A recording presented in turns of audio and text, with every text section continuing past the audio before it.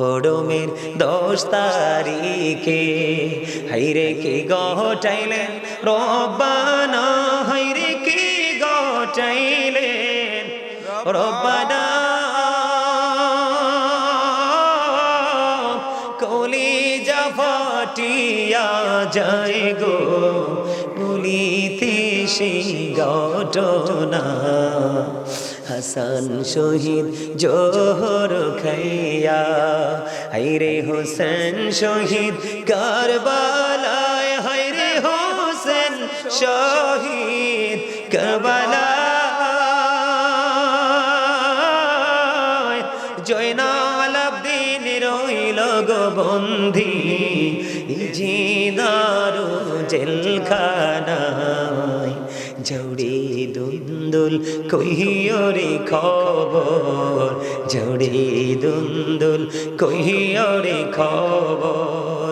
মাঝে নমর কান্দে না, হাইরে মাঝে নমর কান্দে না। মনের দুঃখ রইল গো মনে, মার তো দেখা পাইলাম না। মোহরারি জিও গোরারি, হাইরে মোহরারি জিও গোরারি। রারি বিবি সকিনা, হাইরে রারি বিবি সকিনা। এক ঘরে 3 জন গোরারি, খালি সোনার মদিনা। রোহনাময় রোহনারে জয়নাল, তুমি জয়নাল ময়ূরনা, হাইরে তুমি জয়নাল ময়ূরনা। তুমি জয়নাল গেলে গো মারা, নবীর বংশ থাকিবে না। বলেন মুহরমের 10 তারিখে হাইরে কি গটাইলেন রব্বানা, হাইরে কি গটাইলেন রব্বানা। কলিজা ফাটিয়া যায় গো শুনিলে সেই ঘটনা। মারহাবা কন্যা। এই কথাগুলো আস্তে আস্তে করে মুসলমানের জীবনের ইতিহাস থেকে হারিয়ে যাচ্ছে, যাচ্ছে না? সম্মানিত উপস্থিতি, ঠিক হাসান হুসাইন 2 ভাই যখন শাহাদাত বরণ করলেন, পুরস্কারের আশায় কিন্তু ইয়াজিদ বাহিনী কাজটা করেছেন। কিন্তু সবচেয়ে বড় দুঃখজনক কথা হলো, যদিও তারা পুরস্কারের আশায় করে থাকে, কিন্তু শেষ পর্যন্ত তারা পুরস্কার। বন্ধুরে আমার, হাসান রাদিয়াল্লাহু তাআলা আনহুর বিবি যখন ওনাকে খাবারের সাথে বিষ মিশিয়ে দিল, হাসান হুসাইন কান্দে, ভাইয়া গো বলো না গো কে এই নির্মম নিষ্ঠুর কাজটা করলো। ইমাম হুসাইন কিন্তু বারবার প্রশ্ন করেছে, জানতে চাই ভাইজান বলো না। কয় আমি বলবো না, ধৈর্য ধরো গো, একদিন আমার নানার কলিজার টুকরা উম্মতেরা জানতে পারবে। জোরে জোরে বলেন আল্লাহু আকবার। আজকে আমাদের কাছে খবর আসছে কিনা? আর জোরে বলেন না আসছে কিনা? বন্ধু, ইমাম হুসাইন হাসান রাদিয়াল্লাহু তাআলা আনহু শাহাদাত বরণ করলো। শাহাদাত বরণ করার পরে ওনাকে মা খাতুনে জান্নাত ফাতেমার সাথে জান্নাতুল বাকিতে ওনাকে রাখা হলো। ইমাম হাসান রাদিয়াল্লাহু তাআলা আনহু শাহাদাত বরণ করলো, সব কাজ বন্ধ সম্পূর্ণ হয়ে গেল। আমার দিকে তাকান, আপনারা বুঝবেন নবীর দুশমনদের ছলনা। আপনাদেরকে সব সময় সচেতন থাকতে হবে বন্ধু। এখন কিন্তু নারীও বের হচ্ছে বাংলা বাংলা বই নিয়ে, কথা কয় না কেন? আপনাদের এলাকায় মনে আসে না? এখনো আসছে? আপনারা মা বোনদেরকে আলাগ থাকতে বলবেন। বাংলা বাংলা নিজেদের রচিত মন গড়া বই নিয়ে নিয়ে বন্ধু ঢুকাচ্ছে মুসলমান নারী পুরুষদের কাছ থেকে ইমান ছিনিয়ে নেওয়ার জন্য। আমরা যেখানে আছি, আমাদের পূর্বপাশী বন্ধু বিশাল হয়েছে, যুদ্ধ হয়েছে, মনে আছে রে? যুদ্ধ হয়েছে। আমরা যেখানে আছি, একজনকে যদি তাদের দলে ঢুকাতে পারে, কয়জন? একজন কি যদি তাদের দলে ঢুকাতে পারে, নাম লিস্টে তাদের হেড অফিসে চলে যায়, চলে যাওয়ার কারণে তাদের অ্যাকাউন্টে চলে আসবে সঙ্গে সঙ্গে 3000 টাকা। নাউজুবিল্লাহ কয় না? এই কৌশলে কিন্তু ঈমান আমল ধ্বংস করার জন্য কিন্তু নবীর আহলে বাইতের দুশমনেরা, ইয়াজিদ বাহিনীরা কিন্তু পায়তারা করছে। জোরে কন্না নাউজুবিল্লাহ, আর জোরে বলেন। বন্ধুরে আবার ধীরে ধীরে ধীরে ধীরে আবার সব কাজ বন্ধ সম্পূর্ণ হয়ে গেল। হয়ে যাওয়ার পরে ইমাম হাসান রাদিয়াল্লাহু তাআলা আনহুর বিবি একটা চিঠি লিখলেন কার কাছে? ইয়াজিদের কাছে। কার কাছে? ইয়াজিদের কাছে। বন্ধু, ইমাম হুসাইন রাদিয়াল্লাহু, ইমাম হাসান হুসাইন দুই ভাই শাহাদাত বরণ করেছে। এটা আমাদেরকে যত বড় দুঃখ দিয়েছে, তার মধ্যে কিছুটা হলেও স্বস্তি পেয়েছি। নবীর দুশমন, তাদের দুশমনেরা পৃথিবী প্রাণীর নবী যাকে মা বলে রাখতে। আমি আজকে গ্রামের আমার মা বোনদেরকে ডেকে ডেকে বলবো গো, আমার রাসূল জানিয়ে দিয়েছেন ফাতেমা তো সাইয়্যিদাহু নিসাই আহলিল জান্নাহ। আমার রাসূল জানিয়ে দিয়েছেন mother Fatema is the leader of females in জান্নাহ। আমি আমার মা আমার বোনদেরকে বলবো, নবীর প্রেমিক, নবীর আহলে বাইতের প্রেমিক যারা গো, তোমাদের জন্য নবীজি খবর জানিয়ে গেছেন যে তোমাদের জান্নাতে সরদারিনী হবে মা খাতুনে জান্নাত ফাতেমা। ও বন্ধু, গ্রামের নামটা কি? হ্যাঁ, এটা কোথায় লেখছেন ঠিকানাটা? স্থানটা কোথায়? হ্যাঁ হ্যাঁ, দারাশাহী তুলপাই। দারাশাহী তুলপাই গ্রামের আমার যুবক বন্ধুরা, তোমরা অনেক যুবক এখানে নিশ্চয়ভাবে বসে আছো। আমি তোমাদেরকে চমৎকার একটা মেসেজ দিতে চাই রে। বন্ধু, নবীর ইজ্জত ছিনিয়ে নেওয়া, নবীর ইজ্জতকে ছোট করা, আহলে বাইতের ইজ্জতকে ছোট করা, অনেক মৌলবী তোমাদের সামনে আসবে, অনেক মিষ্টি মিষ্টি কথা বলবে। রাসূল বলেছেন তাদের নামাজ দেখলে তোমাদের কাছে মনে হবে তোমাদের নামাজ হচ্ছে না, তাদের রোজা দেখলে তোমরা মনে করবে তোমাদের রোজা তাদের রোজার কাছে কিছুই না, তাদের কোরআন তেলাওয়াত এত মধুর হবে রে, কিন্তু জিহ্বার হুলকুমের বাইরে যাবে না। বন্ধু, রাসূল বলেছেন ইয়াকুম ও ইয়াহুম লা ইউদিল্লুনাকুম ওয়া লা ইফতিনুনাকুম। রাসূল বলেছেন তোমরা তাদের থেকে দূরে থাকো, তাদেরকেও তোমাদের থেকে দূরে রাখো, কারণ তাদের সাথে মিশলেই তোমরা পথভ্রষ্ট হবে, ফিতনায় পড়বে। তারা যেন তোমাদেরকে পথভ্রষ্ট করতে না পারে, ফিতনায় ফেলতে না পারে। এই জন্য তাদের মিষ্টি কথায় তোমরা কি হইও না, কান দিও না। তারা তোমাদেরকে এমন ভাবে বলবে, বন্ধু আপনাদেরকে বলবো, এক লোককে বলেছেন ওই সমস্ত নবীর দুশমনেরা কয় আপনারে দেখতে হযরত ওমরের মতো লাগে। ওমা নাউজুবিল্লাহ কয় না? ওমরের মতো দেখতে লাগে, পৃথিবীতে এমন কোন মানুষ আসেনি। ওই যে ওদের নবীর দুশমন বন্ধু, ওই লোকটা অনেক পাওয়ারফুল, শক্তিশালী। ওই লোকটার কাঁধে ভর করে সমাজের মধ্যে অপপ্রচার প্রপাগান্ডা ছড়াতে পারবে, কোরআন হাদিস বিদ্বেষ ছড়িয়ে দিতে পারবে। ওই লোক ওমরের কথা বলাতে তিনি খুশি হয়ে গেছেন। এই জন্য বন্ধু তোমাদেরকে বলবো সাবধান হও।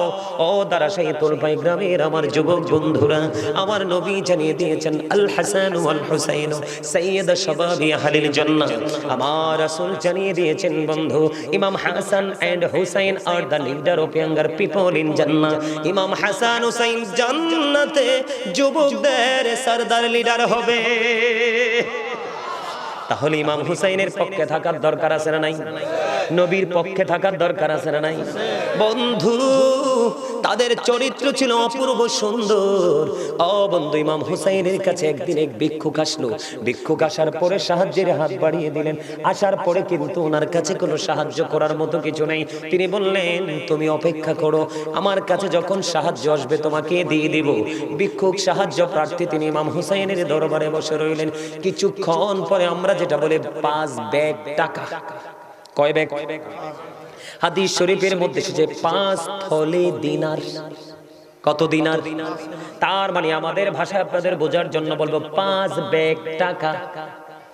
আসতে দেরি বন্ধু, একটি টাকা রাখলো না, একটা থলে রাখলো না, সবগুলো ওই সাহায্য প্রার্থীকে দিয়ে দেয়। জোরে জোরে বলুন না সুবহানাল্লাহ। বন্ধু তোমরা জানো না ইমাম হাসান হুসাইন কত উদার ছিলেন। দুই ভাই একদিন সফরে বের হলো, হঠাৎ করে বন্ধু নজর দিয়ে দেখলেন দাড়ি পাকে এক মুরব্বী দাদু ভাই অজু করতেছে, কিন্তু দুই ভাই দাদুর অজুর দিকে তাকায়া দেখলেন দাদুর অজু তো হয় না। এবার দুই ভাই কি করলেন, সঙ্গে সঙ্গে তারা নামলেন। এক ভাই আরেক ভাইয়ের সাথে বুদ্ধি করে, ভাইজান বুদ্ধি করো না, দাদু তো ভুল করতেছে, দাদুর অজু তো হচ্ছে না, এখন কি করা যায়? ইমাম হাসান হুসাইন দুই ভাই ছিলেন অত্যন্ত বিচক্ষণ। বন্ধুরি আমার, এবার দুই ভাই দাদুর কাছে চলে গেলেন, গিয়ে দাদুকে সালাম দিলেন, কেমন আছেন এবং বাড়ি ঘরে সবাই কেমন আছে সদস্য সবাইকে বললেন। বলতে দেরি বন্ধু, বলতে দেরি রে। এবার দাদুকে বলল, দাদু আপনি আমাদের দুই ভাইয়ের দিকে একটু নজর দেন, আমরা দুই ভাই মিলে অজু করব, আপনি বলবেন কার অজুটা বেশি সুন্দর। বন্ধু দুই ভাই মিলে অজু করা শুরু করে দিল, কারণ দাদুর অজুটা শরীয়ত সম্মত হয়নি, রাসূলের দেখানো সিস্টেম পদ্ধতি অনুযায়ী হয়নি। দুই ভাই মিলে বন্ধু অজু করলেন, অজু করতে করতে অজু শেষ হয়ে গেল। দাদুকে প্রশ্ন করা হলো, দাদু গো বলে দাও না কার অজুটা বেশি সুন্দর হয়েছে। এবার ওই বুড়ো দাদু একটা ডাক দিয়ে বলল, দাদু গো কে গো তোমরা, এত সুন্দর মিষ্টি তোমাদের চেহারা, এত নোরানি চেহারা, তোমাদের মুখের ভাষা মনে হয় মধুর চাইতেও মিষ্টি, কে গো তোমরা, কি তোমাদের বংশ পরিচয়? দাদু আমরা তোমরা দুই ভাই মিলে অজু করেছ, তোমাদের দুই ভাইয়ের অজু সুন্দর হয়েছে, কিন্তু আমি দাদুর অজুটাই হয়নি। কে রে তোমাদেরকে সুন্দর অজু শিখালো, কে রে সুন্দর অজু শিখালো? এবার তারা পরিচয় দিল, আমরা পৃথিবীর কোনো সাধারণ মানুষ নই, আমরা হলাম আপনার নবী রাহমাতাল লিল আলামিন।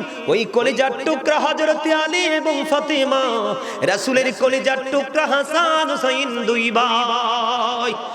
জোরে জোরে বলুন না সুবহানাল্লাহ। ও যুবকের দল, তাদের চরিত্র যখন তুমি দেখবা রে, তুমি কোনোদিন তুমি নিজেকে ঠিক রাখতে পারবে না। তারাও তো তোমার মতো যুবক ছিল, তুমি কি করতেছো আর তারা কি করে গেছে একটু চিন্তা ভাবনা করতে হবে। কন্টিনিউ তারা তাহাজ্জুদের নামাজ পড়েছে, কোরআন তেলাওয়াত করেছে, জীবনে কোনোদিন মিথ্যার আশ্রয় নেয়নি। জোরে জোরে বলুন না সুবহানাল্লাহ, আরো জোরে বলুন না সুবহানাল্লাহ। বন্ধু তাদেরকে আল্লাহ রাব্বুল আলামিন কত ভালোবাসে রে। হঠাৎ করে একদিনে গ্রাম্য লোক, বন্ধু এগুলো কিতাব থেকে সংগ্রহ করা বানানো নয়, হঠাৎ করে গ্রাম্য লোক মনে মনে নিয়ত করলেন রাসূলের দরবারে একটা হরিণ উপহার দিব। তখন গ্রাম্য লোকটা যেমন ভাবে নিয়ত করলেন ঠিক তেমনি ভাবে তিনি কি করলেন, হরিণের একটা বাচ্চা ধরলেন, বাচ্চা ধরে রাসূলের দরবারে দিলেন। অত্যন্ত সুন্দর, আপনার হরিণের বাচ্চা দেখছেন নি? দেখছেন তো বন্ধু, অত্যন্ত সুন্দর না? অত্যন্ত মিষ্টি, দেখলেই যেন চক্ষু শীতল হয়ে যায়। হরিণের বাচ্চাগুলো এত সুন্দর, বড়গুলো কিন্তু সুন্দর, তবে বাচ্চাগুলো বেশি সুন্দর। নবীজির দরবারে দিতে দেরি, হযরতে হাসান রাদিয়াল্লাহু তাআলা আনহু দেখে ফেললেন। দেখতে দেরি রে নানা, নানা গো সুন্দর হরিণের বাচ্চা তুমি আমাকে দিয়ে দাও। বন্ধু রাসূল দিয়ে দিলেন হাসান রাদিয়াল্লাহু তাআলা আনহুকে। এবার হুসাইন রাদিয়াল্লাহু তাআলা আনহু দেখলেন, নানা গো ভাইয়াকে তো কত সুন্দর একটা মিষ্টি হরিণের বাচ্চা দিয়েছো, আমারও এমন সুন্দর বাচ্চা লাগবে। কিন্তু গ্রাম্য লোক হরিণ আনছে কয়টা? হাসান রাদিয়াল্লাহু তাআলা আনহুকে দিয়ে দিল। বন্ধু যখন ইমাম হুসাইন রাদিয়াল্লাহু তাআলা আনহু যখন চাইলো রে, নবীজির কাছে চাইতে দেরি, নবীজির সামনের দিকে নজর দিয়ে চায়া দেখে একটা ছোট্ট বাচ্চা আর একটা বড় হরিণী বিদ্যুৎ গতিতে নবীজির দরবারে আসছে। জোরে জোরে বলুন না সুবহানাল্লাহ। বন্ধু নবীজির দরবারে চলে আসলো হরিণী। হরিণী আসার পরে নবীজির দরবারে বন্ধু হরিণী এসে তার জবান খুলে গেল, জবান খুলে গেল, নবীজিকে সালাম দিলেন, ইয়া রাসূলুল্লাহ, ইয়া হাবিবাল্লাহ, নবী, নবী গো আপনার দরবারে যে হরিণীর বাচ্চাটা দেওয়া হয়েছে, ওই বাচ্চার মা হলাম আমি মা হয়ে আমার আরেকটা বাচ্চা নিজে দিয়ে গেলাম। ইয়া রাসূলুল্লাহ, আমার ওই বাচ্চাটাও আপনার কলিজার টুকরা হুসাইনকে দিয়ে আপনি শীতল করে দেন। জোরে জোরে বলুন না সুবহানাল্লাহ। ও বন্ধু, তাদের পাওয়ার, তাদের মর্যাদা বন্ধু এত বেশি রে, কোনো দিন বলো বন্ধু বলে শেষ করা যাবে না। ইমাম হুসাইন মনে হয় যেন কোল কিনারায় এক সমুদ্র বন্ধু। ইমাম হুসাইনকে নিয়ে লিখতে গেলে লেখক কাঁদে রে। ও বন্ধু, গোটা পৃথিবীর কলমের কালি শেষ হয়ে যাবে, ইমাম হুসাইনকে নিয়ে লেখে শেষ করা যাবে না। ও বন্ধু, এত মধু, এত নিয়ামত। দুই ভাই মিলে হাতের লেখা লিখলেন। কি লিখলেন? হাতের লেখা লিখলেন। নবীজির কাছে গেলেন, নানা গো বলে দাও না কার হাতের লেখাটা বেশি সুন্দর। নবীজি বললেন তোমাদের বাবার কাছে চলে যাও।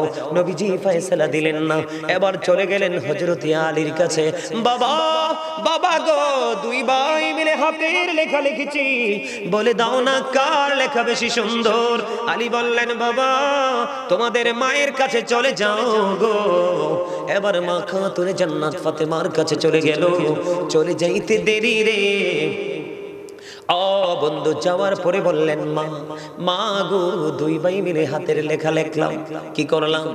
দুই ভাই মিলে হাতের লেখা লিখেছি, বলে দাও না কার হাতের লেখাটা বেশি সুন্দর। এবার এই কথা বলার পরে মা খাতুনে জান্নাত বললেন বাবা, আমার কাছে 60টা মতি আছে। কয়টা? এদিকে তাকান, কয়টা মতি? 60টা মতি আছে। মা খাতুনে জান্নাত ফাতেমা ডাক দিয়ে বললেন, আমি তোমাদের সামনে একটা একটা করে মতি নিক্ষেপ করব, তোমরা যে বেশি কুড়াতে পারবা তার লেখা বেশি সুন্দর বলে গণ্য হবে। এই কথা বলার পরে বন্ধু, মা খাতুনে জান্নাত ফাতেমা একটা একটা করে মতি নিক্ষেপ করতে শুরু করলো। একটা একটা করে মতি নিক্ষেপ করতে করতে করতে করতে বন্ধু, দুই ভাই মিলে তিনটা করে 6টা কুড়ালেন। কয়টা? তিনটা করে 6টা কুড়ালেন। আর আছে কয়টা? একটা। বন্ধু, আরেকটা মতি নিক্ষেপ করার আগে আখিরে সঙ্গে সঙ্গে আল্লাহ রাব্বুল আলামিন জিবরাইলকে একটা ডাক দিলেন। জিবরাইল, জলদি করে যা রে ফাতেমার দরজায়। ফাতেমা যখন একটা মতি নিক্ষেপ করবে রে, তখন তুমি একটা মতিকে 2 ভাগ করে 2 ভাইয়ের ভাগে দিয়ে দিও। যেমন কথা বন্ধু, এতক্ষণ মা ফাতেমা একটা করে মতি নিক্ষেপ করে আস্তে আস্তে করে 2 ভাই তিনটা করে 6টা করিয়ে নিল।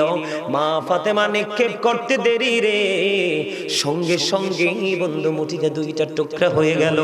2 ভাই অর্ধেক করে করিয়ে নিল। এবার মা ফাতেমা একটা ডাক দিয়ে বললেন, বাবা গো, তোমরা 2 ভাইয়ের হাতের লেখাই বেশি সুন্দর, সমান সুন্দর, কম আর বেশি নাই। জোরে জোরে বলেন না সুবহানাল্লাহ। তাহলে তাদেরকে আল্লাহ ভালোবাসে কি বাসে না? কথা বলেন না কেন? ইসমাইল আলাইহিস সালামের পায়ের গোড়ালিতে যদি জমজম হতে পারে, ইসমাইল আলাইহিস সালামের চাইতে দাম ইমাম হুসাইনের কম না বেশি? কথা বলেন না কেন? তাহলে 61 হিজরিতে কারবালা হলো। ইমাম হুসাইন যদি চাইতো কারবালাকে বন্যা হতে পারতো না। বন্ধু, ইমাম হুসাইন কিছু চাইনি রে, এটা ইমানদার নবী প্রেমিকের জন্য একটা শিক্ষার জায়গা রেখে গেছে। কথা বলেন না কেন? তুমি দুঃখ পেলেও, যন্ত্রণা পেলেও, শত্রুর সামনে মোকাবেলা করতে গেলেও তুমি কখনোই পিছপা হইও না। সত্যকে বিজয়ী করার জন্য শেষ পর্যন্ত তোমাকে দাঁড়ায়া থাকতে হবে। বন্ধুরে আমার, 61 হিজরিতে কারবালা হয়েছে। আপনারা জানেন না, ইয়াজিদের উপদেষ্টা যিনি ছিলেন, যার নাম ছিল শারজুন বিন মানসুরুর রুমি। আপনারা শুধু আমার বিষয়গুলো, কথাগুলো আপনারা কাউন্ট করবেন। ইহুদিরা মুসলমানের বন্ধু না শত্রু? আল্লাহ রাব্বুল আলামিন পবিত্র কালামে হাকিমে বলেছেন,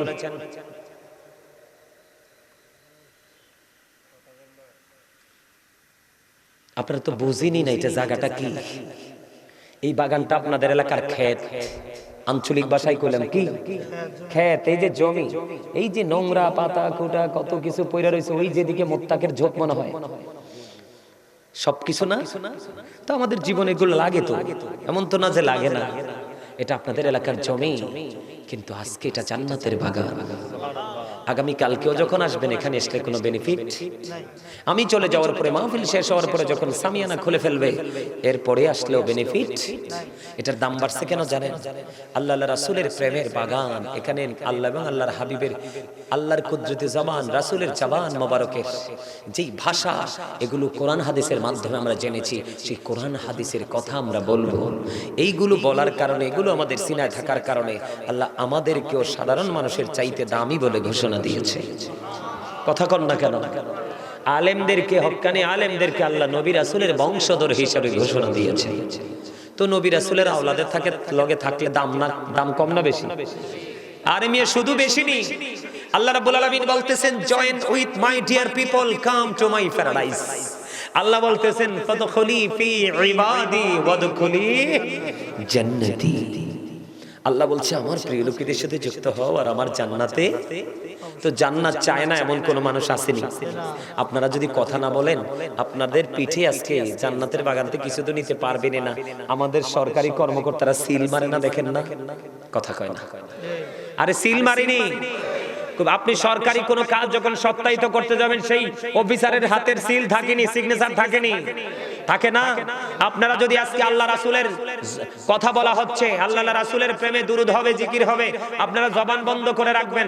আপনাদের পিঠে দুইটা নেগেটিভ সিল পড়বে, রং দুটো সিল পড়বে। একটা সিল হলো কৃপণতার সিল, আর একটা সিল হলো অহংকারের সিল। আল্লাহ দুটোর একটা জাতকেও দেখতে পারে না। কথা কন না কেন? এজন্য সাবধান হতে হবে, সচেতন হতে হবে। আমি তো মানে আউট দিকের কথা অল্প কিছু বলেছি, বেশি বলিনি। মহব্বত করে কথা বলে শুনবেন, আমার কথা শুনেন। আপনাদের মনে আসে না যার কারণে, যার নানার কারণে কুল কায়নাত সৃষ্টি হলো, সেই নানার কলিজার টুকরাকে ফুরাত নদীর পানি দিল না, অথচ ইহুদি নাসারারা পশু পাখিরা পানি খায়। কিন্তু ইয়াজিদ বাহিনী ইমাম হুসাইনকে একটা ডাক দিয়ে বলল, ইয়া হুসাইন, ওই ফুরাত নদীর দিকে চাইয়া দেখো কেমন ঢেউ খেলছে রে। সবার জন্য পানি বরাদ্দ, কিন্তু তোমাদেরকে পানি বরাদ্দ করব না। জোরে জোরে বলেন না নাউজুবিল্লাহ। বলে হুজুর সমস্যাটা কোথায়? আমার দিকে তাকান বন্ধু। ইয়াজিদ কিন্তু হিন্দু ছিল না, খ্রিস্টান ছিল না, বৌদ্ধ ছিল না, সে কিন্তু মুসলমান ছিল। কিন্তু সে প্রথম দিকে মুসলমান ছিল। তার বাবার নাম হলো আমির মুআবিয়া। সে ছিল সবচেয়ে একজন রাসূল প্রেমিক। সুবহানাল্লাহ বলেন না কেন? এখন কি আর ইয়াজিদ মুসলমান আসেনি? কিটা হইছে? আরে বেঈমান কাফিরের চাইতেও তো নিকৃষ্ট। ঠিক কি না বলো?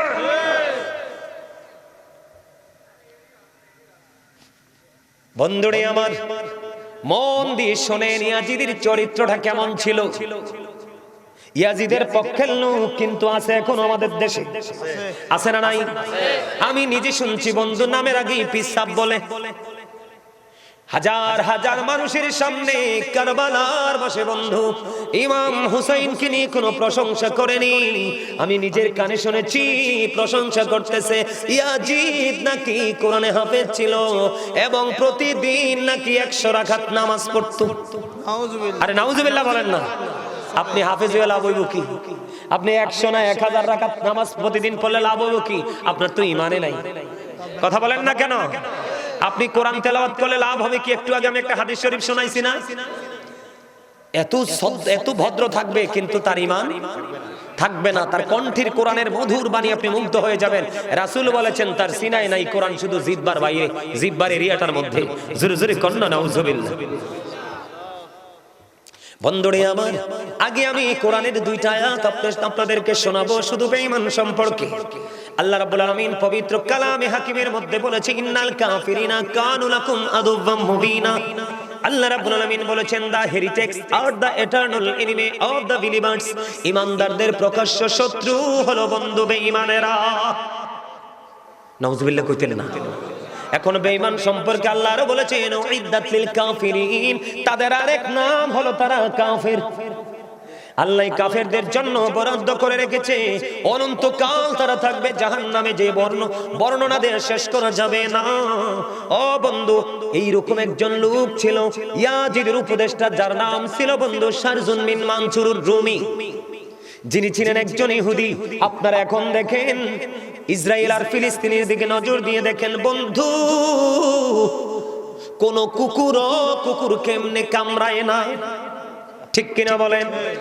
কোন কুকুর এমনি ভাবে আর একটা কুকুরের সামনে থেকে খাবার ছিনিয়ে নেয় না, যেমন ভাবে বন্ধু ফিলিস্তিনের নারী এবং ছোট ছোট অবলা শিশুদের উপর নির্যাতন চালিয়ে চালিয়ে বন্ধু তাদেরকে মেরে ফেলছে। কিন্তু ইহুদিরা জানে না আমার মাওলার শক্তি হলো বড় শক্তি। যেদিন আল্লাহ বলবে কোন ফিনিশ হয়ে যাও, ফায়াকুন সঙ্গে সঙ্গে হয়ে যাবে। তার কারণ হলো আল্লাহু খায়রুল মাকিরিন। শ্রেষ্ঠ ক্ষমতার মালিককে, শ্রেষ্ঠ কৌশলের মালিককে আল্লাহ ছাড় দেয়, ছেড়ে দেয় না।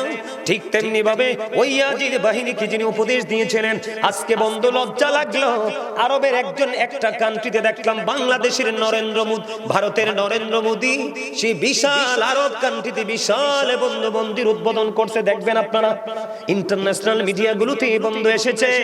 ইহুদিরা কিন্তু চক্রান্ত করছে মুসলমানকে কি করার জন্য, গায়েল করার জন্য। মুসলমানের সংখ্যা কিন্তু আগের তুলনায় অনেক বেড়ে গেছে বন্ধু, কথা বলেন না কেন? এটা কিন্তু আমাদের জন্য বিশাল বিজয়ের এক সম্ভাবনা। এখন দেখবেন টিভি খুললে বিভিন্ন ইউরোপ কান্ট্রিতে বন্ধু, বিভিন্ন ইউরোপ কান্ট্রিতে উন্নত দেশগুলোর মধ্যে মেয়েদেরকে, মহিলাদেরকে বন্ধু প্রণোদনা দিচ্ছে। তুমি যদি এতটা বাচ্চা প্রসব করতে পারো, একটা বাচ্চা প্রসব করলে রাষ্ট্রীয় সুবিধাগুলো ভোগ করবা।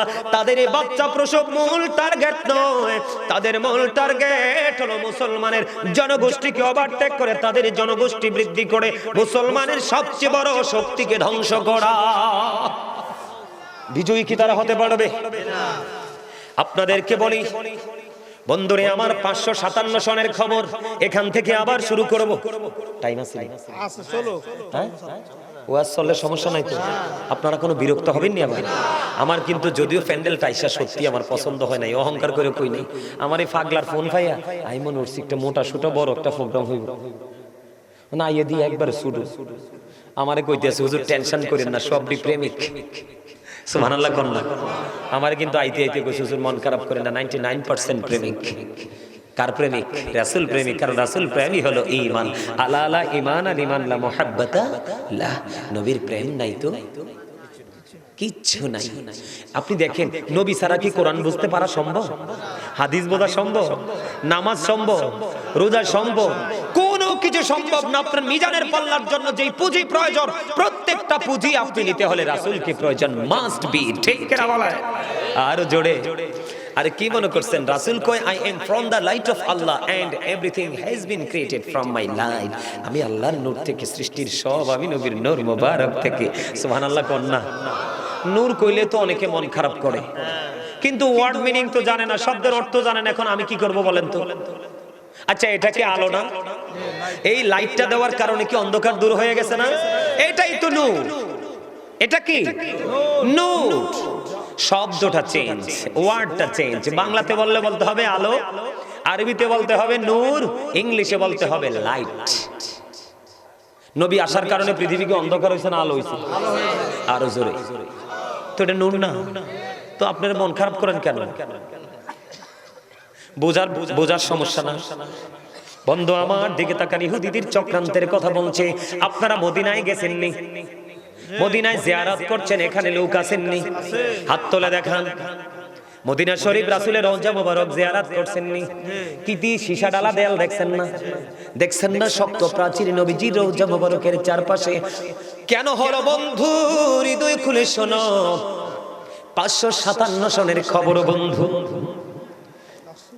ইহুদিরা নবীজির লাশ, দেহ মোবারক চুরি করার জন্য তারা চক্রান্ত করলো। তারা বুঝতে পারলো মুসলমানের বড় শক্তি হলো নবী মুহাম্মদ। রওজা থেকে সরাইতে পারলেই মুসলমানকে গায়েল করা যাবে বন্ধু। এই তিনজন ইহুদি ছদ্মবেশে বন্ধু নবীজির রওজার পাশে আস্তানা গাড়লো। দিনের বেলা তারা ঘর থেকে বের হতো না। কি হতো না? দিনের বেলা তাদের এই তাবু থেকে তারা বের হতো না। রাত্র যখন হতো তারা তাবু থেকে বন্ধু বের হয়ে যেত। হঠাৎ করে করে তারা বন্ধ রাতের বেলা মাটি খনন করতে শুরু করলো। মাটি খনন করে দিনে কিন্তু করে না, বুঝে নেবেন, দিনে করে না। ইহুদি মুসলমানের কত বড় দুশমন দেখেন। দিনের বেলা তারা মাটি খনন করে না, রাতের বেলা মাটি খনন করে করে বস্তা বড় বড় জান্নাতুল বাকিতে নিয়ে বন্ধু মাটিগুলো তারা ফালাইতো। তৎকালীন সময়ে সুলতান নুরউদ্দিন জঙ্গির ঘরে নবী গেজে হাজির। নবীজি সুলতান নুরউদ্দিন জঙ্গির গড়ে গিয়ে হাজির। সুলতান ষড়যন্ত্র চলছে রে, মানুষের ছবিগুলো পর্যন্ত নবী দেখিয়ে দিলেন। সুলতান নুরউদ্দিন জঙ্গি প্রথম দিন বন্ধু পুরোটা তিনি কি করতে পারলেন না, আইডেন্টিফাই করতে পারলেন না। দ্বিতীয় রজনীতে আবার যখন নবীজি স্বপ্ন যুগে তার ঘরে হাজির হলো, যে দুশমনগুলো তাদের ছবি পর্যন্ত দেখিয়ে দিল। সুলতান নুরউদ্দিন জঙ্গি সেই ইরাকেই তো, ইরাক থেকে বন্ধু রওনা দিলেন। হাঁটতে হাঁটতে হাঁটতে হাঁটতে হাঁটতে হাঁটতে বন্ধু দীর্ঘ সময় নিয়ে তিনি মদিনায় চলে আসলো। মদিনায় চলে এসে তিনি এলান করে দিলেন সকল মদিনাবাসীকে তিনি পুরস্কার দিবে। সুবহানাল্লাহ কইতেন না? আরো জোরে কন্যা সুবহানাল্লাহ। আপনাদের সামনের খালি জায়গাগুলো আমার সামনের দিকে এসে ফিল আপ করে বসেন তো। আসেন, যারা আলোচনা শুনবেন আর কি, তারা সবাই আমার সামনে আসেন। আপনারা যখন সবাই সামনে বসবেন তখনই কিন্তু কথাগুলো যখন ছোট করে বলবেন মজা হবে। আসেন, যাদের আলোচনা শোনার ইচ্ছা আছে শেষ পর্যন্ত, আর যাদের ইচ্ছা নাই এই সুযোগে যাইতে পারে। ঠিক কথা কইছি না? একটু লাড়াচাড়া পড়ছে না কি? এই সুযোগে যাইলে ভালো না, তখন এমনি সবাই বয়ে থাকবো, আপনি উঠে যাইবেন, তাহলে একটু সমস্যা তো। আমার দিকে আসেন বন্ধু, মজা করে শোনেন দুশমন ইহুদিদেরকে আমার আল্লাহ কেমন করে গায়াল করে। এবার চলে গেল, চলে আসলো মদিনায়। মদিনায় এসে বন্ধু এলান করে দিলেন মদিনার প্রত্যেকটা নাগরিককে কি করবে, তিনি পুরস্কার দিবে। যিনি পুরস্কার বিতরণ করবেন তিনি হলেন সুলতান নুরউদ্দিন জঙ্গি। বন্ধু অর্ডার পেয়ে তিনি পুরস্কার বিতরণ শুরু করে দিলেন। একটা একটা একটা একটা করে বন্ধু সবাইকে পুরস্কার দিয়ে দিল সুলতান নুরউদ্দিন জঙ্গি। ওই যে গভীর রজনী প্রাণের নবী স্বপ্ন যোগে বন্ধু ওই যে দুশমনগুলোর চেহারা দেখালেন, ওই মানুষগুলোকে সুলতান নুরউদ্দিন জঙ্গি পাইলেন না। আপনার এলাকায় নবীর প্রেমিক আছে না নাই? এখন যদি গাজী সুলাইমানকে কেউ কিছু বলে, আপনারা যারা প্রেমিক তারা ছাড়বনি, ছাড়বে না। তার কারণ হলো এই কারণে সেই কিন্তু মূলত গাজী সুলাইমানকে ভালোবাসা না, তার ভালোবাসা হলো গাজী সুলাইমানের হৃদয় ভরা নবীর প্রেম। হানি হতে পারে না, ঠিক কিনা বলে? এবার বন্ধু সুলতান নুরউদ্দিন জঙ্গি প্রশ্ন করলেন, আর কি কোন লোক পুরস্কার থেকে দূরে আছে কিনা? আমার পুরস্কার পাইনি এমন কোন লোক আসেনি? কই হুজুর আছে গো। কয় কোথায় রে? কয় তারা হলো অত্যন্ত ভদ্র মানুষ। নাউজুবিল্লাহ কন্যা। কেমন শয়তান দেখেন। কয় তারা অত্যন্ত জেন্টেল ভিআইপি পারসন। কয় কেমন ভিআইপি? কয় তারা দিনের বেলা বের হয় না, তারা সারা দিন আল্লাহর ইবাদতে থাকে। কয় ইবাদত হইল নবীর রওজা থেকে নবীজিকে সরানো। জোরে জোরে কন্যা নাউজুবিল্লাহ। সুলতান নুরউদ্দিন জঙ্গি কিছু বললেন না। কই তোমরা সবাই আমার সঙ্গে চলো, ওই লোকগুলোকে আজকে পুরস্কার দিতে হবে। যখন বলেছেন নবীজি রওজার কাছে ওর অবস্থান করতেছে, সুলতান নুরউদ্দিন জঙ্গি বললেন আমার বসতে আর বাকি রইল না, ওইগুলোই হলো আমার নবীর কাল দুশমন। এবার সুলতান নুরউদ্দিন জঙ্গি বন্ধু চলে গেলেন। যাইতে যাইতে যাইতে যাইতে যাইতে যাইতে আবার বললেন তোমরা কে গো, ভিতরে এসো, বের হয়ে আসো। বের হয়ে আসলেন অত্যন্ত ছদ্মবেশে, সাধু লোকের বেশে, ফরেজগারের বেশে বন্ধু বের হয়ে আসলো। বের হয়ে আসার পরে বললেন তোমাদের বিছানাটা সরাও। আমাদের দেশে অনেক মৌলবী আছে, কই নবী বলে কিচ্ছু জানে না। এখন এখান থেকে কি বোঝা যায়? নবীজির কাছে সব খবর আছে না নাই? নবীজি মদিনায়, সুলতান নুরউদ্দিন জঙ্গি বন্ধু কোথায়? নবীজি কেমন করে চলে গেলেন সুলতান নুরউদ্দিন জঙ্গির ঘরে। নবীজির এই পাওয়ার আছে না নাই? পাওয়ারটা দিছে কে? বন্ধু শাহজালাল মুজাররাদিয়া মনি যদি সিলেটের সুরমা নদী যায় নামাজ বিছিয়ে পার হতে পারে আল্লাহর ওলি হইয়া, তাহলে যিনি নবীদের নবী ইমামুল মুরসালিন, ওনার কাছে তো সর্বোচ্চ পাওয়ার দিয়ে আমার আল্লাহ পাঠাইছে। ঠিক কিনা বলে? এবার বন্ধু কি করলেন, কয় তোমাদের বিছানাটা সরাও। বিছানাটা সরালেন, সরানোর পরে দেখলেন বন্ধু তৎকালীন সময়ে কিন্তু আমার সাথে আলেমরা আছে, আমার চাইতে যোগ্য এবং দক্ষ আমি সবাইকে মনে করি, আমি নিজেকে কখনোই বড় মনে করি না, মানুষ ভালোবেসে দাওয়াত দিয়ে আসি বন্ধু। আমার চাইতে যোগ্য দক্ষ আপনাদের মাঝে আর থাকতে পারেন আছেন বন্ধুরি আমার। তৎকালীন সময়ে কিন্তু তক্তা ব্যবহার করা হতো, ঠিক? এখন দেখলেন কাঠ, মোটা মোটা কাঠের তক্তা বন্ধু। তখন বললেন তক্তাগুলো সরাও। তক্তা সরাইয়া দেখে রে, আজকে রাত্রটা যদি সুযোগ পাইতো নবীজিকে তখনই রওজা মুবারক থেকে আজকে বন্ধু সরিয়ে ফেলতে পারতো। কিন্তু আল্লাহর প্রিয় হাবিব, যার নাম আল্লাহ নিজে রেখেছেন হাবিবুল্লাহ, আল্লাহ যেখানে রাসূলকে সেখানেই তিনি রেখেছেন, এমন হাবিবের সাথে বেয়াদবি আল্লাহ সহ্য করবে না। ওই যে বলেছি আল্লাহ সময় মতো বলবে কোন ফায়াকুন, সাথে সাথে ফিনিশ। এবার বন্ধু রাতের বেলা মাটিগুলো খনন করে জান্নাতুল বাকিতে নিয়ে ফালাইতো। এই বন্ধু দৃশ্য দেখতে দেরি রে ও বন্ধু, সঙ্গে সঙ্গে কি করলেন, ওই ইহুদিদেরকে বন্ধু তাৎক্ষণিকভাবে বেঁধে দিবালোকে নবীজির রওজার পাশে তাদেরকে দিনের বেলা আগুন লাগিয়ে পুড়িয়ে ছাই করে দিল। জোরে জোরে বলেন আলহামদুলিল্লাহ। এই যে আগুনে পুড়িয়ে দিল বলে হুজুর কতটা যুক্তিযুক্ত। আমার পাশে আলেমরা বসে আছেন। আলী রাদিয়াল্লাহু তাআলা আনহু থেকে হাদিস বর্ণিত, আমার নবী বলেছেন ক্বালা মান সাব্বা নাবিয়া ফাকতুলহু ওয়া মান সাব্বা সাহাবী ফাদরিবুহু। নবীর ইজ্জতের চাদর ধরে যারা টান দিবে, নবীকে যারা গালি দিবে, নবীর আজমতে যারা আঘাত করবে, নবীজি বলেছে উম্মত তাকে সঙ্গে সঙ্গে হত্যা করে ফেলো। সাহাবায়ে কেরামকে গালি দিলে, সাহাবীদের ইজ্জত নিয়ে টানাটানি করলে তাদেরকে তোমরা বাইন্দা পিটাও। হাদিস শরীফ। ওমা ডরাইছেন নি কোন পাগল? কই নবী কি কইছিনি মাইতো? আরে নবী শ্রেষ্ঠ কইছে দইরা, কইছে একবারে সেচ্চা ফিনিশ করে দাও, একবারে মাটির তলে। কোথায়? আরে মিয়া বুখারীতে এসেছে হাদিস খানা, নবীজির সাথে বেয়াদবি করার কারণে এক খ্রিস্টানের 3 দিন মাটি দেওয়ার পরে 3 দিনে মাটিটাকে আউট করে দিয়েছে। সর্বশেষে খ্রিস্টানের লাশ তার আপন স্বজনরা মাটির বাইরে ফেলে চলে গেছে। কইটা পৃথিবীর কোন মানুষের কাজ না, স্বয়ং গডের কাজ। নবী এমন পাওয়ারফুল জিনিস আপনারা তো বুঝেন না, কারণ নবীজি কত বড় নিয়ামত চর্চা করে। সারা পৃথিবীর পানিকে যদি কালি বানানো হয়, সারা পৃথিবীর গাছকে যদি কলম বানানো হয়, কোনোদিন নবীকে নিয়ে লিখে শেষ করা যাবে না, কিন্তু গাছ আর কলম শেষ হয়ে যাবে। তাহলে কি বুঝলেন এবার? বন্ধু তাদেরকে পুড়িয়ে ফিনিশ করে দিল। ফিনিশ করতে দেরি নবীজির কদমে পড়ে সুলতান, কান্দে নবী গো, ও প্রাণের নবী গো, আমার যদি কোনো গোস্তাকি বা বেয়াদবি হয়ে থাকে গো নবী আমাকে ক্ষমা করে দিয়েন। বন্ধু আবেগ আপ্লুত হয়ে সুলতান নুরউদ্দিন কাঁদতে কাঁদতে কাঁদতে কাঁদতে বন্ধু একেবারে এমন ইমোশনাল হয়ে গেলেন বন্ধু, যেটা বলা যায় না। তারপরে সেই সময়ে 557 সনে নবীজির রওজার চারপাশে সীসা ডালা দেওয়াল করা হয়েছে, জানে তারা পৃথিবীর কোনো কুচক্র যেন কোনোদিন রওজা মুবারক থেকে নবীজিকে নিতে না পারে। জোরে জোরে সুবহানাল্লাহ। ঠিক তেমনি ভাবে বন্ধু আজ পর্যন্ত ইহুদিরা চক্রান্ত করছে, যেমনি করেছিলেন 61 হিজরিতে, যিনি জান্নাতে যুবকদের সর্দার হবে 2 ভাই, ইমাম হাসান হুসাইন 2 ভাই নবীজির কলিজার টুকরা। এই যে বন্ধু আবার আসছে ইহুদির কাছে, তার নাম ছিল বন্ধু শারজুন বিন মানসুর রুমি, যিনি ইয়াজিদের উপদেষ্টা ছিল। তার কাজ ছিল বন্ধু দিনের বেলা বানর নাচানো, রাত্র যখন হতো মদের আসর বসাতো। অসৎ নারী কিন্তু যুগে যুগে ছিল, কথা কন না কেন? তারা শুধু বেগানা পুরুষ খুঁজতো, কিছু নষ্ট পুরুষ আছে, তারাও কিন্তু নষ্ট কিছু নারী খুঁজতো। ঠিক বন্ধু ইয়াজিদের উপদেষ্টা শারজুন বিন মানসুর রুমি, এই জন্য বলি ইয়াজিদ ইজ ক্যারেক্টারলেস। কথা বলেন না কেন?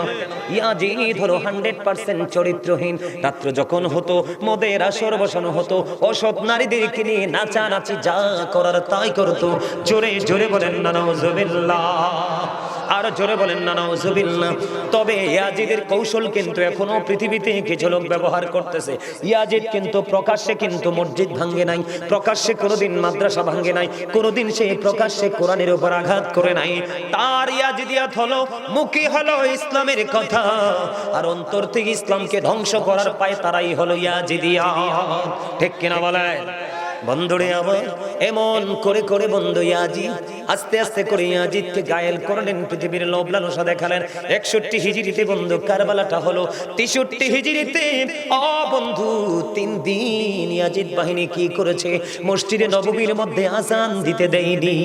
মসজিদে নববীর মধ্যে বন্ধু ঘোড়া রাস্তা বল বানিয়েছে, আজান দিতে দেয়নি, নামাজ পড়তে দেয়নি। যেই মসজিদে নববীতে নামাজ পড়লে 50,000 রাকাতের সওয়াব। জোরে জোরে কন্যা সুবহানাল্লাহ।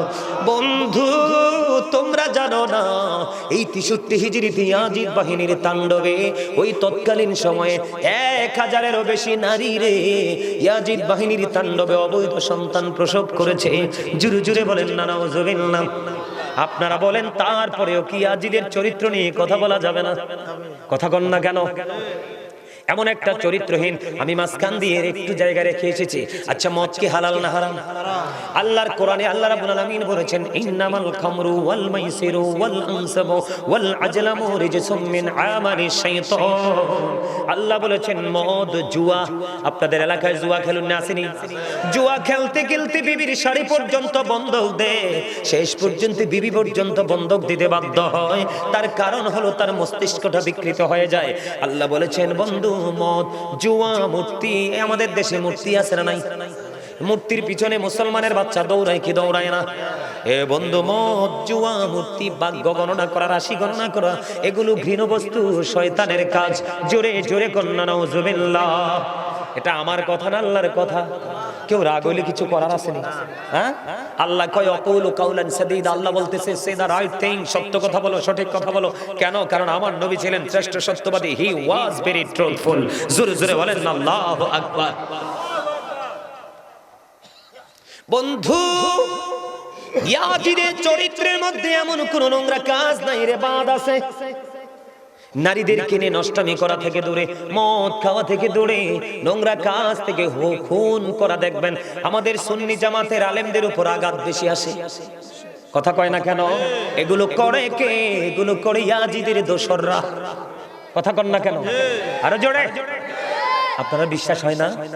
জীবনে শুনছেননি কোনোদিন কোন সুন্নি সংগঠন কোন বাতিলের গায়ে হাত দিতে? কিন্তু সুন্নিরা রাতের অন্ধকারে আঘাতপ্রাপ্ত হয়। এগুলো যেমনি করে ওই যে রাসূলের আহলে বাইতকে আঘাত করেছিল, ঠিক ধারাবাহিকতা তারা এখনো পর্যন্ত ধরে রাখে। দেখবেন নবীর প্রেমিক কথা বললেই কিন্তু তাকে 4টা-5টা সে ধরতে চায়, কিন্তু 7টা নবীর প্রেমিকের কাছে কিন্তু 100 না 1 কোটি আসলেও লাভ নেই। বাংলাদেশের ইতিহাসে একটা নজিরবিহীন ঘটনা আছে, সেটা হলো বাংলাদেশের ইতিহাসে এই পর্যন্ত কোন নবীর প্রেমিকের সাথে বাহাস করে কোন বাতিল জিততে পারে নাই। কথা বলেন না কেন? আপনারা অনলাইন ঘেটে দেখবেন ইদানিং যে বাহাসগুলো হয়েছে কি নজিরবিহীন পরাজয় হয়েছে। কারণ নবীর প্রেম হলো ঈমান, ঈমানের শক্তি হলো একজন ঈমানদারের সবচেয়ে বড় পুঁজি। কথা কন না কেন? বন্ধুরে আমার 700 সাহাবীকে অতর্কিতভাবে হত্যা করেছে। 63 হিজরিতে 1000-এরও বেশি মহিলাকে ধর্ষণ করেছে বন্ধু। তারা অবৈধ সন্তান প্রসব করতে বাধ্য হয়েছে বন্ধু। তৎকালীন সময়ে পবিত্র ভূমির রে 10,000-এরও বেশি মানুষকে অতর্কিতভাবে তারা হত্যা করেছে। তারপরেও কি বলবেন? ইয়াজিদ বাহিনী নিয়ে কথা বলা যাবে না। এদের লোভই ছিল শুধু পৃথিবীর লোভ লালসা। জোরে জোরে বলেন না নাউজুবিল্লাহ। বন্ধুরে আমার দেখতে দেখতে দেখতে দেখতে বন্ধু আমার নবীজি চলে যাওয়ার আগে পৃথিবী থেকে উম্মে সালমা রাদিয়াল্লাহু তাআলা আনহাকে কিছু মাটি দিলেন। সালমা রে, মাটিগুলো তুমি যত্ন করে রেখে দাও। সালমা, এই মাটিগুলো যেদিন দেখবা রক্তে লাল লাল হয়ে গেছে রে, সেই দিনই মনে করবা আমার কলিজার টুকরা শহীদ হয়ে গেছে। বন্ধু 61 হিজরি মুহররম মাসের 10 তারিখ দুপুর বেলা উম্মে সালমা রাদিয়াল্লাহু তাআলা আনহা তিনি চাইয়া দেখলেন নবীজি দুলাবালিতে দোসর হয়ে আছে। নবীজির হাতের মধ্যে বোতল ভর্তি রক্ত দেখা যায়। ও বন্ধু, ওই যে নবীজি মাটিগুলো দিয়েছিলেন সংরক্ষণ করে রেখেছে, সংরক্ষণ করো মাটিগুলো চাইয়া দেখলেন তাজা রক্তে লাল হয়ে গেছে। জোরে জোরে বলুন না আল্লাহু আকবার। বন্ধু মানা যায় না রে। ইমাম হুসাইন রাদিয়াল্লাহু তাআলা আনহুর দুঃখ কষ্ট সহ্য করা যায় না। ও বন্ধু, ইমাম হুসাইন রাদিয়াল্লাহু তাআলা আনহুকে যিনি কুফা পর্যন্ত ইয়াজিদের প্রতিনিধি, ইয়াজিদের পক্ষ থেকে যিনি কুফা পর্যন্ত নিয়েছিলেন হত্যা শহীদ করার জন্য, তার নাম ছিল বন্ধু হুর। আমি কিন্তু মর্মান্তিক জায়গায় চলে যাচ্ছি। হুর তিনি যুদ্ধ শুরু হওয়ার আগে তিনি ইমাম হুসাইনকে ডাক দিয়ে বললেন, ওগো আলী মুকাম, আমি আপনাকে আজকে কুফা পর্যন্ত এগিয়ে নিয়ে এসেছি, আপনাকে দুশমনদের সামনে তুলে ধরেছি। আমি এক বুঝতে পেরেছি, আমার একদিকে জান্নাত আর একদিকে আমার জন্য অবস্থান করছে জাহান্নাম। আমি আজকে জান্নাত আমার জন্য বাছাই করে নিলাম। যিনি ইয়াজিদের পক্ষে সবচেয়ে বড় বীর, তার নাম হলো হুর, যিনি কুফা পর্যন্ত নিয়ে গেছেন, যুদ্ধক্ষেত্র পর্যন্ত। আলী মুকাম গো, এখন যদি আমি আপনার কাছে আল্লাহর কাছে তওবা করে ক্ষমা চাই, আহলে বাইতের প্রেমে পড়ে, তাহলে আল্লাহ রাব্বুল আলামিন আমাকে ক্ষমা করবে কিনা? এবার ইমাম হুসাইন রাদিয়াল্লাহু তাআলা আনহু বললেন, সত্যি যদি ক্ষমা চাও আল্লাহ ক্ষমা করে দিবে। বন্ধু তিনি তওবা করলেন, হুসাইনের পক্ষে শহীদ হয়ে গেলেন। ইমাম হুসাইন বললেন, তুমি আমার কাছে আসো। এবার বললেন, আলী মুকাম, ও রাসূলের কলিজার টুকরা, আমি আপনার পক্ষে সর্বপ্রথম শাহাদাতের সোদা পান করব। আপনার জন্য সর্বপ্রথম আমি শিশাডালা দেয়াল হয়ে যাব। আমি আপনার কদমে জীবিত ফিরব না, শহীদ হয়ে আমি আপনার কদমে আসব। আহলে বাইতের প্রেমে সর্বশেষ মুহূর্ত, একেবারে যুদ্ধ শুরু, তার পূর্বক্ষণে কি হয়ে গেলেন? জান্নাতি হয়ে গেলেন। বন্ধু ধীরে ধীরে ধীরে ধীরে একক যুদ্ধ শুরু। হযরত আলী আকবর বন্ধু তিনি কি করলেন? ইমাম হুসাইন রাদিয়াল্লাহু তাআলা আনহুর কাছে সাহায্য চাইলেন, অনুমতি চাইলেন, অনুমতি ওনাকে দেওয়া হলো। হযরত আলী আকবর যুদ্ধের ময়দানে চলে গেল। যুদ্ধের ময়দানে যাওয়ার পরে বন্ধু এবার কি করলেন? ওনার সাথে যুদ্ধ শুরু হয়ে গেল। যুদ্ধ করতে করতে করতে করতে করতে করতে বন্ধু 3 দিন কিন্তু তাদের কোনো পানি নাই, কি নাই? ফুরাত নদীর পানি তাদের জন্য 3 দিন বন্ধু বরাদ্দ। বন্ধু 3 দিন পর্যন্ত কোনো পানি পান করতে পারে না। 3 দিন পানি ছাড়া থাকা যায়নি। বন্ধু অনেক আশেপাশে অনেক ডাইনি ভাবে অনেক কথা আছে রে, শুধু নির্মমতাটা শুধু আপনাদেরকে বলছি। আলী আকবর গেলেন, যুদ্ধ করতে করতে দৌড়ে চলে আসলেন। আয়েশা ইমাম হুসাইন রাদিয়াল্লাহু তাআলা আনহুকে একটা ডাক দিলেন, ডাক দিয়া বললেন, বাবা বাবা গো, আমাকে একটু পানি দাও না, আমি ওই ইয়াজিদ বাহিনীর উপর হায়দারি আক্রমণ চালাবো। এবার ইমাম হুসাইন জিহ্বা শুষ্ক, জিহ্বাটা বের করে দিল, ডাক দিয়ে বলতেছেন, বাবা গো, আমার কাছে পানি নাই রে, আমি কেমন করে তোমাকে পানি দিব গো বাবা? আমার যখন পানির তৃষ্ণা লাগতো, আমি আমার কলিজার টুকরা নানার কাছে যাইতাম। আমার নানার জিহ্বা মোবারক যখন বের করে দিত, আমি জিহ্বা চষে চষে আমার পানির তৃষ্ণা মিটাতাম। বাবা গো, জিহ্বাটা বের করে দিলাম গো, আমার জিহ্বাটা তুমি চষে নাও। এই শুষ্ক জিহ্বাটা চষলেন বন্ধু। চষতে চষতে চষতে চষতে এখান থেকে বের হয়ে চলে গেলেন আবার যুদ্ধের ময়দানে। যুদ্ধের ময়দানে যুদ্ধ চলতেছে। হঠাৎ করে বন্ধু বাবা বলে একটা চিৎকার করলেন। চিৎকার করতে দেরি যাইয়া দেখলেন আলী আকবরের বুকে তীর বিঁধল গো। ও বন্ধু, আলী আকবর মাটিতে লুটিয়ে পড়লো। যখন হযরত হুসাইন রাদিয়াল্লাহু তাআলা আনহু তীরটা খুললো, রক্তের বন্যা বন্ধু বইতে শুরু করলো। জোরে জোরে বলেন না নাউজুবিল্লাহ। যুদ্ধের ময়দানে যুদ্ধ চলতে চলতে তিনি শাহাদাত বরণ করলেন। ওনার এই পবিত্র দেহ নিয়ে তাঁবুর কাছে চলে গেলেন বন্ধু। এরপরে এখান থেকে শুরু শেষ হয়ে গেল। তারপরে হাসান রাদিয়াল্লাহু তাআলা আনহুর শাহজাদা হযরতে কাসেম রাদিয়াল্লাহু তাআলা আনহু চলে গেলেন। হুজুর এসে গেছে? হুজুর আবার বিরক্ত হইব নাকি? এই সাহেব মানুষ। আচ্ছা, আমি বিষয়টা শেষ করি। হ্যাঁ, জাস্ট পীর সাহেব কেবল আসবে, আপনাদের মোনাজাত দিবে, তারপরে আজকের মাহফিল শেষ হবে। আপনারা বিরক্ত হবেন না। আমি একটু গুছাই একটু আলোচনাটা। শুধু আমি আপনাদের কাছে তুলে ধরছি বিভিন্ন পয়েন্টগুলো। নির্মমতাটা কতটা নির্মম ছিলেন, তারা কতটা নিষ্ঠুর ছিলেন। পানি তো বরাদ্দ বন্ধ, পানি কি?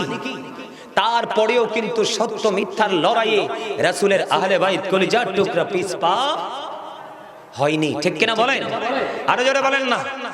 ইমাম হুসাইন কিন্তু কারবালাতে আসার পরে ওনাকে কিন্তু এখান থেকে ফিরে যাওয়ার জন্য চিঠি দেওয়া হয়েছিল, উনি কিন্তু ফিরে যায় নাই। ঠিক কিনা বলেন? ইমাম হুসাইন কিন্তু এমনি এমনি কুফায় আসেনি, ওনাকে কিন্তু 150 চিঠি দিয়ে আনা হয়েছে।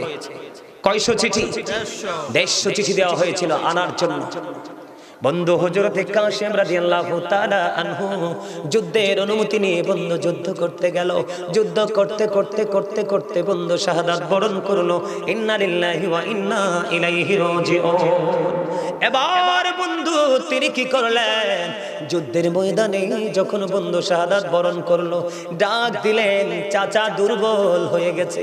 ভাতিজার কাছে যায় বলে, বাবা বাবা গো, আমি দুর্বল হয়ে পড়েছি গো বাবা, আমি তোমাকে সাহায্য করতে পারলাম না।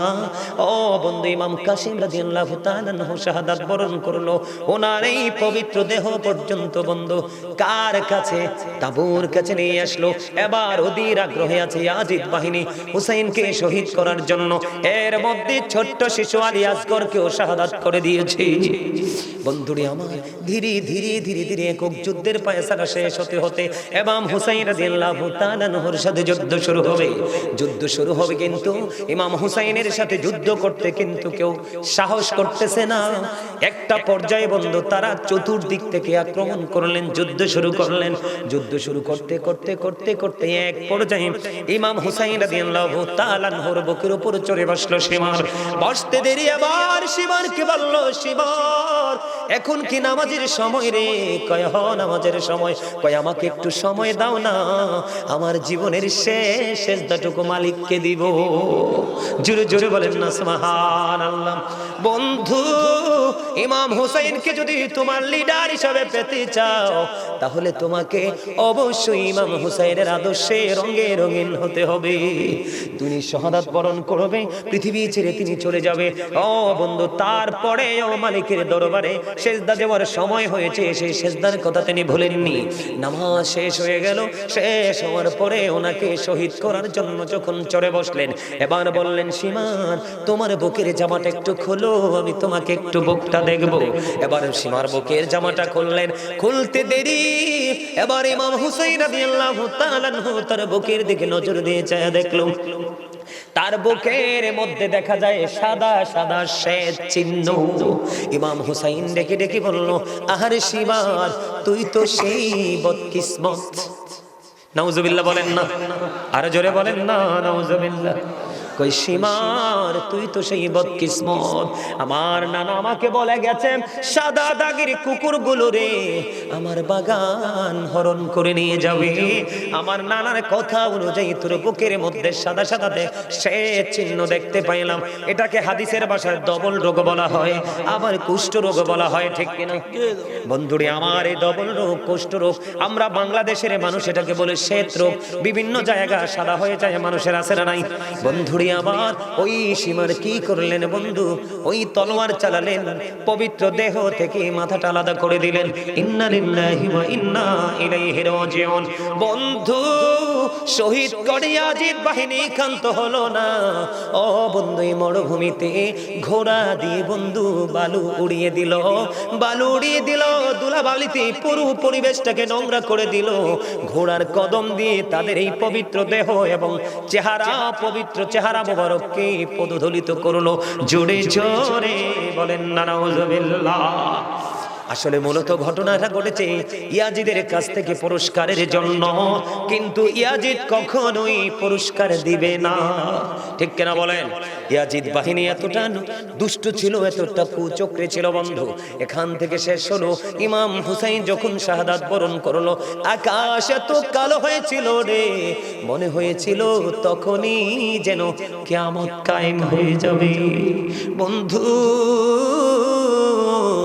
আকাশ কেঁদেছে, বাতাস কেঁদেছে, গাছপালা তরুলতা কেঁদেছে, জিন জাতিরা পর্যন্ত কেঁদেছে, ফেরেশতারা পর্যন্ত কেঁদেছে বন্ধু। বাইতুল মুকাদ্দাসের ঝুলন্ত পাথর, ইমাম হুসাইন শহীদ হইতে দেরি রে, ওই ঝুলন্ত পাথর থেকে রক্ত প্রবাহিত হয়েছে। জোরে জোরে বলুন আল্লাহু আকবার। ইমাম হুসাইন যখন শহীদ হলো বন্ধু, মনে হয়েছে যেন সূর্য গ্রহণ হয়েছে। ও বন্ধু, সিরিয়ার যে কোনো পাথর সরালে পাথর থেকে তাজা রক্ত প্রবাহিত হতো। জোরে জোরে বলেন আল্লাহু আকবার। ইমাম হুসাইনের শহীদে ও বন্ধু কেউ বন্ধু খুশি হয়নি। এবার দেখেন এখান থেকে ইয়াজিদের কাছ থেকে পুরস্কারের জন্য ইমাম হুসাইন রাদিয়াল্লাহু তাআলা আনহুর মাথা মোবারক নিয়ে ইয়াজিদের বাড়ির উদ্দেশ্যে রওনা দিলেন ইয়াজিদ বাহিনী। যাইতে যাইতে যাইতে যাইতে বন্ধু সন্ধ্যা হয়ে গেল। তারা একটা রাস্তার মধ্যে যখন দেখলেন খ্রিস্টান এক পাদ্রী দেখতে পাইলেন, ইয়াজিদ বাহিনী ইমাম হুসাইন রাদিয়াল্লাহু তাআলা আনহুর মাথা মোবারক নিয়ে যায়। এরা কতটা অর্থলোভী ছিল, কতটা পৃথিবীলোভী ছিল, যারা আজকে নবীর দুশমনি করছে, নবীর পরিবারের দুশমনি করছে, এই কারবালার দুশমনি করছে, এরা কখনোই বন্ধু পরকাল লোভী নয়। এরার লোভ হলো পৃথিবীর লোভ, লোভ লালসা এবং বিলাসিতা। ঠিক কিনা বলে? বন্ধুরে রাত্র হয়ে গেল, রাত্রটা তারা এখানে অবস্থান করবে, তাবু গাড়লেন। পাশে ছিলেন খ্রিস্টান পাদ্রী। খ্রিস্টান পাদ্রী বললেন, তোমরা কে রে? কয় ইয়াজিদের বাড়ির দিকে রওনা দিলাম, ওই যে রাসূলের কলিজার টুকরা হুসাইনের মাথাটা নিয়ে নাউজুবিল্লাহ কোন। এবার ওই খ্রিস্টান পাদ্রী ইমাম হুসাইনকে কেমন ভালোবাসতেন, এবার তাদেরকে বললেন, তোমরা শুধু আজকের এই রাত্রের জন্য হুসাইনের মাথাটা আমার দিবা, তার বিনিময়ে তোমাদেরকে আমি দিব 10,000 দিরহাম। কত হাজার দিরহাম? 10,000 দিরহাম দিব রে। ও বন্ধু, এই কথা বলার পরে ইয়াজিদ বাহিনীর লোভিত হচ্ছে পৃথিবীর লোভ, তাদের কাছে দিয়ে দিলেন ওই খ্রিস্টান পাদ্রীকে মাথাটা দিয়ে দিলেন। বন্ধু এবার ওই খ্রিস্টান পাদ্রী কি করলেন? বাড়ি নিলেন, বাড়ি নিয়ে সুন্দর করে বন্ধু কি করলেন? মাথাটাকে সুন্দর করে ধুইলেন। ধোয়ার পরে উঁচু জায়গার মধ্যে রেখে দিল। সারাটা রাত ইমাম হুসাইন রাদিয়াল্লাহু তাআলা আনহুর মাথা চেহারা মোবারকের দিকে তাকায়া রইল আর কান্দে রে কান্দে, শুধু কান্দে। সারাটা রাত বন্ধু চোখের জল বিসর্জন দিয়েছে। হাদিস শরীফের মধ্যে এসেছে, ওই খ্রিস্টান পাদ্রী বলতেছেন, আমি নজর দিয়ে চায়া দেখলাম রাত্র যখন গভীর হলো, একেবারে ধবধবে সাদা একটা নুরানি পাখি রে সারাটা রাত ইমাম হুসাইনের মাথা মোবারক তওয়াফ করেছে। জোরে জোরে কন্যা সুবহানাল্লাহ। নূরানি পাখি। সম্মানিত উপস্থিতি, ইমাম হুসাইন রাদিয়াল্লাহু তাআলা আনহু, আপনারা কারবালার যদি পুরো ঘটনা শুরু থেকে শেষ পর্যন্ত শুনতে পারেন তাহলে বুঝতে পারবেন ইয়াজিদ বাহিনীর তাণ্ডব কত ভয়ঙ্কর ছিল। একমাত্র ইমাম হুসাইন রাদিয়াল্লাহু তাআলা আনহু শাহাদাত বরণ করেছে। আপনারা শুধু ইমাম হুসাইন রাদিয়াল্লাহু তাআলা আনহুর কথা বলেছেন, আপনার হাসান রাদিয়াল্লাহু তাআলা আনহুকেও কিন্তু শহীদ করা হয়েছিল, বিষ মিশিয়ে ওনাকে শহীদ করা হয়েছিল, সেটাও কিন্তু ইয়াজিদের কুপরামর্শে। নাউজুবিল্লাহ বলেন না, আরো জোরে। পিসাব কাবলাকে নিয়ে আসেন। সম্মানিত উপস্থিতি, আমি আর আলোচনা করব না, তবে সর্বশেষে আপনাদেরকে কিছু কথা বলবো। আমরা আমাদের সমাজে, আমাদের দেশে সুদ আছে না নাই? আমরা যদি সুদ করি, সুদ খাই, তাহলে কি রাসূলের সুন্নাহ আদায় করব? আদায় হবে? কখনোই হবে না। আমাদের সমাজে ঘুষ আছে না নাই? ঘুষ খাইলে কি কখনো সুন্নিয়ত আদায় হবে? হবে না। আমাদের সমাজে পিতামাতার কলিজায় আঘাত করা, এটা আছে না নাই? এটা কি সুন্নিয়তের আওতায় পড়ে? রাসূলের আদর্শের মধ্যে পড়ে? একজনের জিনিস চুরি করে নিয়ে রাতের অন্ধকারে অথবা গুন্ডা বাহিনী নিয়ে আপনার এগুলো হরণ করে আরেকজনের স্বাধীনতাকে নিয়ে যাওয়া, এগুলো কি সুন্নিয়তের আওতায় পড়ে? কথা বলেন, কখনো পড়ে? কখনোই সুন্নিয়তের আওতায় পড়ে না। সম্মানিত উপস্থিতি, আপনাকে আমাকে 100% রাসূল প্রেমিক হতে হবে। আর রাসূল প্রেমিক হওয়ার জন্য আপনাকে আমাকে একটা কাজ করতে হবে, রাসূল প্রেমিক আলেমদের সাথে আমাদেরকে যুক্ত হতে হবে। কারণ আপনি অসুস্থ হলে যান কোথায়? ডাক্তারের কাছে। আপনি যদি শক্ত বাড়ি বানান, যাবেন কোথায়? ইঞ্জিনিয়ারের কাছে। কার কাছে? এবং এই যে বাড়িটা তৈরি করার জন্য প্রয়োজন কিসের? কনস্ট্রাকশন মিস্ত্রি, যিনি রাজমিস্ত্রি আমরা বলি, এরকম আছে না? কথা বলেন না কেন? আরে এগুলো তো ওয়াজ, এগুলো কি ওয়াজের বাইরের কথা? আমাদের সমাজের মধ্যে সমস্যা আছে না নাই? আরো জোরে বলেন না কেন? আর কারবালা নিয়ে এইটুকুই, আর সামনে যাব না। এই যে কারবালা নিয়ে এইটুকু আলোচনা। ইমাম হুসাইন রাদিয়াল্লাহু তাআলা আনহু শাহাদাত বরণ করেছেন নির্মম নিষ্ঠুর নিপীড়নের মধ্য দিয়ে। এটা আমার উদ্দেশ্য হচ্ছে আপনাদের কাছে শুধু ইয়াজিদ বাহিনীর যে চরিত্রটা, এটাকে আপনাদের সামনে তুলে ধরা। কি করা? তুলে ধরা। এটা আপনার, আমার, আমাদের সবারই জেনে রাখা দরকার, ঠিক কিনা বলে? আরো জোরে বলে। এটা আপনার আমার জেনে রাখা দরকার কিনা? এখান থেকে রওনা দিলেন, ইয়াজিদের বাড়ি পর্যন্ত গেলেন, যে পুরস্কারের আশায় ইয়াজিদ কিন্তু কি করলেন না, পুরস্কার দিলেন না। যেমনটি আমি আপনাদেরকে বলি, ইমাম হাসান রাদিয়াল্লাহু তাআলা আনহুকে দ্বারা যেহেতু বারবার বলছে, আমি আপনাদেরকে এক্সাম্পলটা এভাবে দিয়ে শেষ করব। ইমাম হাসান রাদিয়াল্লাহু তাআলা আনহুকে শহীদ করার জন্য ইয়াজিদ ওনার হাসান রাদিয়াল্লাহু তাআলা আনহুর একজন বিবি, যার নাম ছিল না, তার নাম ছিল জাদা। কি তার নাম ছিল? প্রপোজ করছে কিভাবে জানেন? আপনারা হয়তো অনেকেই জানেন না। তিনি বলছেন, ইমাম হাসান, হ্যাঁ তিনি বলেছেন তিনি এই আহলে বাইতের পরে তিনি খেলাফতের দায়িত্বে আসবে। কিসে আসবে? খেলাফতের দায়িত্ব মানে ধর্মীয় রাষ্ট্র পরিচালনা করার দায়িত্ব ওনার আসবে, ওনার হাতে আসবে। তখন তিনি ওই ইমাম হাসান রাদিয়াল্লাহু তাআলা আনহুর বিবিকে তিনি বললেন যে তুমি একটা কাজ করো। কয় কাজটা কি করব? তুমি হাসান রাসূলের কলিজার টুকরা, তাকে তুমি খাবারের সাথে বিষ মিশিয়ে তুমি পৃথিবী থেকে আউট করে দিবা। কয় আমার বেনিফিট কি? কয় তোমার বেনিফিট হলো আমি এই রাষ্ট্রের দায়িত্ব পালন করব। কি করব?